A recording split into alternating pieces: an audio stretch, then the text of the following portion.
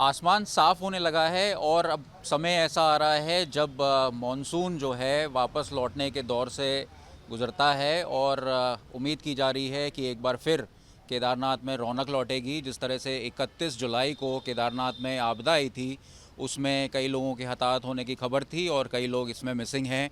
कई जगह पर भूस्खलन हुआ था, रास्ता टूट गया था और जिस तरह से इस भीषण आपदा के बाद इसको दोबारा पटरी पे लाने की कोशिश सरकार कर रही है, तो एक बार फिर से दारोमदार एक ऐसे आदमी को सौंपा है जिसने 2013 में आई आपदा के बाद केदारनाथ पुनर्निर्माण में अहम रोल अदा किया था। हम बात करते हैं कर्नल अजय कोठियाल से, जो इस समय सरकार की तरफ से जो पूरा इस समय केदारनाथ में यात्रा को पटरी पर लाना है, क्या इंतज़ाम है, किस तरह से रास्ते खोले जा रहे हैं, क्या काम चल रहा है, लोगों से बातचीत, ज़मीन पे काम करके आए हैं, उनसे जानकारी लेते हैं कि क्या स्थिति है। कर्नल साहब, बहुत बहुत स्वागत है आपका आज तक पर। बहुत बहुत धन्यवाद। आपने जो आज हमको मौका दिया कि आपके ज़रिए हम शायद इस यात्रा के बारे में पूरे जितने श्रद्धालु हैं उनको एक मैसेज भी दे पाएँ पॉजिटिव। कर्नल साहब से जानना चाहेंगे कि केदारनाथ की स्थिति को लेकर कई सवाल उठ रहे थे, सरकार पे भी सवाल उठ रहे थे कि जिस तरह से आपदा आई उसके बाद रास्ते बंद हो गए और यात्रा जो है पटरी से उतर गई। इससे पहले भी जो पुरोहित समाज है वो लगातार आक्रोश में था और बार बार सवाल उठा रहा था कि यात्रा को कहीं ना कहीं काटने की कोशिश की जा रही है। आप वहाँ पर ज़मीन पर काम देख कर आए हैं, आपने निरीक्षण भी किया है, चीज़ों को आप क्लोजली देखते आए हैं, एक दशक से ऊपर का आपको अनुभव है, केदारनाथ पे ज़मीन पे काम किया है आपने, क्या स्थिति है इस समय? देखो, पहला तो आपका जो ये जो सवाल जो पॉइंट था कि आक्रोश है यात्रा की स्थिति को देखते हुए, तो इसमें तो कोई शक नहीं है कि कोई भी जो एक मेथड ऑफ होता है ना, कोई चीज़ हो गई तो उसको method of now addressing that issue, उस इशू को कैसे एड्रेस करा जाए। तो डिज़ास्टर इशू है ये। डिज़ास्टर इशू में सबसे पहले हमेशा होता है कि आप पहले इवैक्यूएशन की प्रोसेस करते हो। इवैक्यूएशन में भी जो चोट लगी हुई है उनको, फिर उसके बाद में जो डेड हो गए हैं वो थोड़ा प्रायोरिटी कम हो जाती है। फिर उसके बाद में इमीडिएट रीस्टोरेशन की प्रोसेस होती है, फिर रिकन्स्ट्रक्शन की होती है, फिर रीबिल्डिंग की होती है। और उसी के साथ, क्योंकि अब इतने बड़ा जब डिज़ास्टर आता है तो समाज है, समाज में कहीं ना किसी का नुकसान हुआ है, उनको रोष भी आता है। तो ये भी बहुत बड़ा हिस्सा है कि हम समाज को भी कैसे एक्चुअली एड्रेस कर सकें और कैसे वो चीज़ों को पूरा कर सकें। इन्हीं सब पॉइंट्स को सोचते हुए सीएम साहब काफ़ी दिनों से, जब से ये आपदा आई थी 2000 ये अपना 31 जुलाई को, उसके बाद में जगह जगह विज़िट कर रहे थे, कई लोगों के साथ मीटिंग कर रहे थे, अलग अलग समाज के जो वर्ग होते हैं उनसे सुझाव ले रहे थे। और फिर उन्होंने एक थीम बनाई, फिर डिस्कस करे, फिर फाइनली एक थीम जो बना करके उन्होंने जो एक सजेस्ट करी कि इस तरीके से हम इस यात्रा को देखते हैं। तो उनका ये प्लान था कि यात्रा को दो फेज़ में हम, मतलब कंस्ट्रक्शन को दो फेज़ में यात्रा को देखते हुए करेंगे पूरा। पहला फेज़ है 7 सितंबर से 3 नवंबर तक, जो अब पीरियड बचा हुआ है पोस्ट मानसून यात्रियों के आने का, उसे कैसे हम रास्तों को बना सकें ताकि 100% फुल फ्लेजेड यात्रा चल सके, जिससे कि जो आस्था की जो एक सबकी जो उम्मीद होती है, अब बाबा केदार पे तो बहुत लोगों की आस्था है, उसको हम मेंटेन कर सकें। और साथ में पूरे चार धाम में जो आज हमारा रोजगार का जरिया है, जिसमें केदारनाथ एक बहुत इंपॉर्टेंट रोल प्ले करता है, उसको हम कैसे दोबारा से एक लेकर के आ सकें पटरी पर, जिसमें कि शामिल हैं रोजगार में। केदारनाथ घाटी की बात करूं तो सबसे पहले तो तीर्थ पुरोहित हो गए ऊपर, फिर उसके बाद में सोनप्रयाग से केदारनाथ जो रास्ता है उस पर डंडी कंडी घोड़े खच्चर वाले हो गए, उस रास्ते में जो लोग अपनी दुकानें लगाते हैं उस रास्ते में, और नीचे के रास्ते में जहाँ पे होटल हैं, जहाँ पे टैक्सी वाले चलते हैं, एसोसिएशंस हैं उनकी, वो वाले लोग हो गए। और एक पिछले साल से जो नया एक प्रोसेस शुरू हुआ है लोकल को रोज़गार देने का, वो है टेंट कॉलोनी लगाना। टेंट कॉलोनी वाले अपने रोज़गार को कर सकें। फिर फाइनली जो इतना कंस्ट्रक्शन चल रहा है पूरा केदारनाथ वैली में, तो उसमें बहुत सारे लोगों का जो खाने पीने का, घर का जो खर्चा है वो लेबर का चलता है। तो इन सब को कैसे हम ये 50-55 दिन दे सकें, जिसमें कि फुल यात्रा को चला करके और बगैर किसी को कोई चिंता के कर सकें।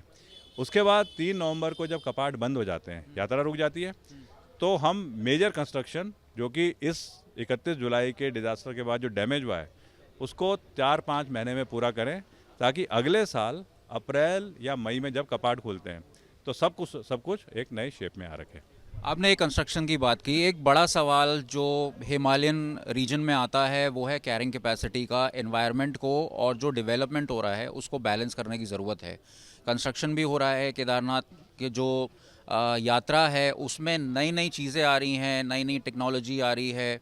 थार भी आई, फिर उसके बाद गोल्फ कार भी आई, उसके बाद और भी रास्ते को बनाने की बात आ रही है, वैकल्पिक रास्ता एक बनाने की बात आ रही है।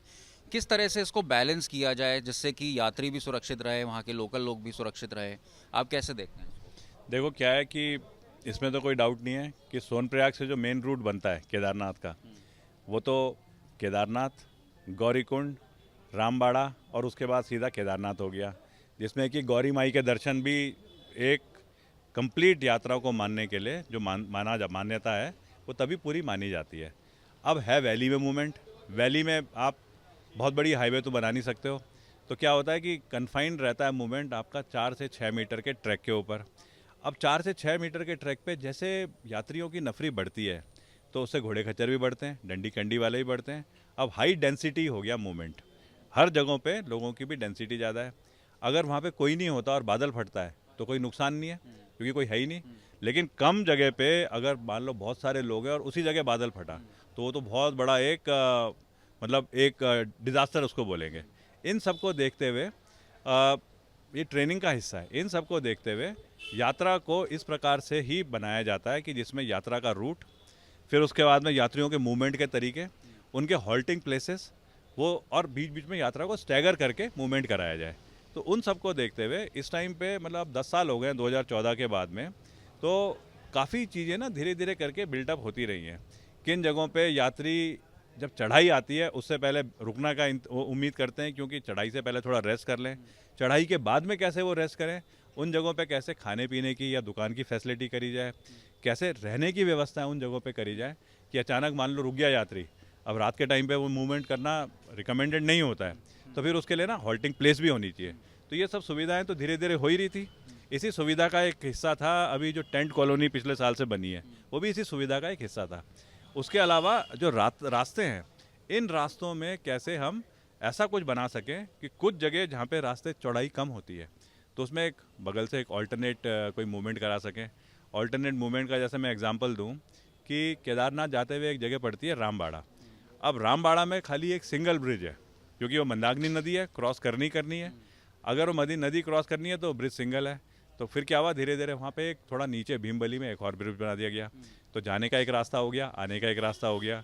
तो वो जो बॉटल नेक थी जहाँ पे कि हो सकता था कि यात्री रुकें और फंसें, वो बॉटल नेक रिड्यूस हो गई। आजकल काम चल रहा है रामबाड़ा से पुराना रूट जो था उसके ऊपर भी कोशिश हो रही है कि अगर वो स्टेबल हो गया है तो वहाँ से यात्रा जाए। दूसरे रास्ता जो अभी वहाँ पे स्लोप का खतरा है अभी भी। स्लोप है, फिर पहाड़ों में क्या होता है कि जब 45 डिग्री स्लोप आ जाती है ना, धीरे धीरे पहाड़ गिर रहा है, जब 45 डिग्री का एंगल आ जाता है तो फिर वो स्लोप स्टेबल होनी शुरू होती है, उसमें पेड़ पौधे लगने शुरू होते हैं, जो पत्थर हैं वो थोड़ा मिट्टी के साथ में एक अपनी शेप ले लेते हैं। ये नेचुरल प्रोसेस है, इस पर कोई कुछ नहीं कर सकता है। इसके बीच में लेकिन काम करने की जो ज़रूरत होती है वो ये है कि सोच को कैसे बनाया जाए। तो ऐसी ही सोच में मेन रास्ता तो केदारनाथ का हो गया, सोनप्रयाग, रामबाड़ा, केदारनाथ, लेकिन ऑल्टरनेट रास्ता हो गया कि कई आस्था के लिए भी आते हैं लोग और आस्था के साथ में प्रकृति का सौंदर्य को देखते हुए अपनी फिजिकल फिटनेस को एंजॉय करते हुए भी आते हैं। उनके लिए ऑल्टरनेट रूट मान लो चौमासी से खाम बुग्याल से रेखा और रेखा से सीधा केदारनाथ हो गया। दूसरा ऑल्टरनेट रूट हो जाता है, फेमस है त्रिजुकी नारायण मंदिर, त्रिजुकी नारायण और तोशी के बीच में, वहाँ से एक ऑल्टरनेट रूट वो हो गया, सोन गंगा को क्रॉस करा और उसके बाद में एक छोटी सी क्लाइंब है, वहाँ से ऊपर चढ़ के आप सीधा गोमकारा जगह है वहाँ पहुँचते हैं। गोमकारा में भेड़ बकरियों वालों का पानी का एक स्रोता भी है। गोमकारा से सीधा फिर आप गरुड़ चट्टी पहुँचते हैं और वहाँ से फिर केदारनाथ के दर्शन भी शुरू हो जाते हैं। तो ये ऑल्टरनेट रूट भी हैं। इन्हीं तरीके से यात्रा प्लान होती रहती है और क्योंकि पहाड़ों में अलग अलग टाइम पे ना पैटर्न चेंज हो रहे हैं, उसके बीच में हमें इन्हीं पैटर्न्स में इन तरीक़ों को, यात्राओं को कुछ ना कुछ मोल्ड करके चेंज करके करते रहना है। आपसे जानना चाहेंगे, केदारनाथ का बाई इलेक्शन भी होना है और कांग्रेस भी तैयारी कर रही है, ऐसे बीच में आपको ज़मीन पर उतारा है भाजपा ने, तो आप इसको कैसे देखते हैं? कितनी मजबूत है भाजपा? क्योंकि कांग्रेस जो है वो ये दावा कर रही है कि केदारनाथ में जो रोष है उसको वो क्रेडिट करके और एक बड़ी जीत दर्ज करेंगे, क्योंकि उन्होंने जब लोकसभा चुनाव में और ये जो बाई इलेक्शंस से पहले जो हुए थे उसमें हार के बाद कांग्रेस ये दावा कर रही है कि अयोध्या बद्रीनाथ हारने के बाद केदारनाथ में भी कांग्रेस जीतेगी भाजपा को हराने के बाद। तो इसको कैसे देखते हैं? देखो, आपके सवाल को दो पार्ट में जवाब दूंगा। पहले तो हमारा रोल, इसमें तो कोई डाउट नहीं है कि 2014 में, क्योंकि हम एनआईएम के प्रिंसिपल थे और गौरीकुंड से ऊपर जो भी पूरा रिकंस्ट्रक्शन हुआ है वो हमें अच्छे तरीके से समझ में आता था। तो हमारी को एक नॉलेज तो है ही किस तरीके की वहाँ पे कंस्ट्रक्शन हुआ है और किस तरीके की कौन सी जगह हैं जो कि सडनली जहाँ पे कि पहाड़ गिर जाते हैं या स्लाइडिंग आ जाते हैं।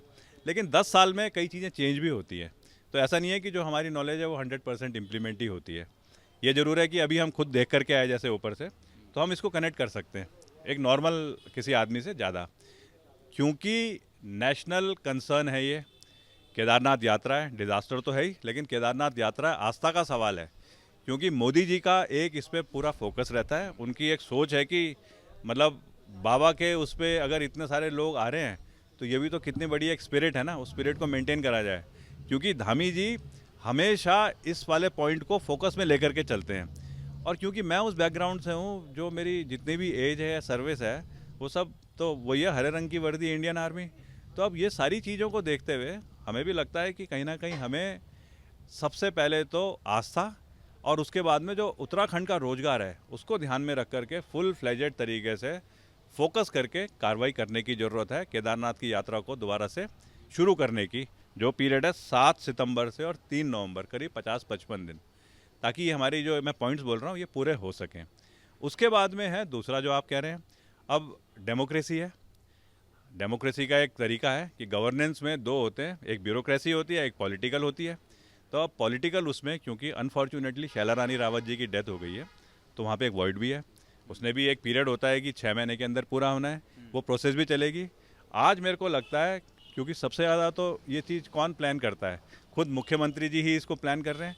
तो आज मेरे को लगता है उनका जो कंसर्न है और जो मेरे को दिखता है कि पहले तो हम अपनी यात्रा को, जो कि नेशनल कंसर्न है, उसको पहले ठीक से करें और उसी बीच में जब चुनाव की बात आएगी तो चुनाव करेंगे।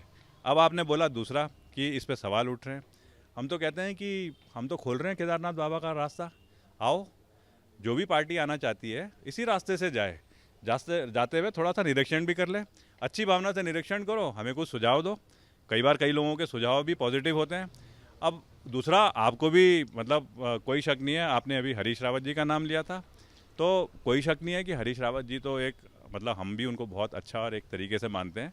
उनके साथ जो बाकी टीम है, जब केदारनाथ बाबा के दर्शन करेंगे ऐसे हालत में तो उनकी भी थोड़ी बुद्धि ठीक होगी और वो भी कंस्ट्रक्टिव काम के लिए आकर के और इन्वॉल्व करेंगे अपने को। बहुत बहुत धन्यवाद कर्नल कोठियाल, जो कि अभी केदारनाथ से आए हैं और ज़मीन पर वहाँ पर काम करने के लिए सरकार ने एक बार फिर उनको दारोमदार दिया है।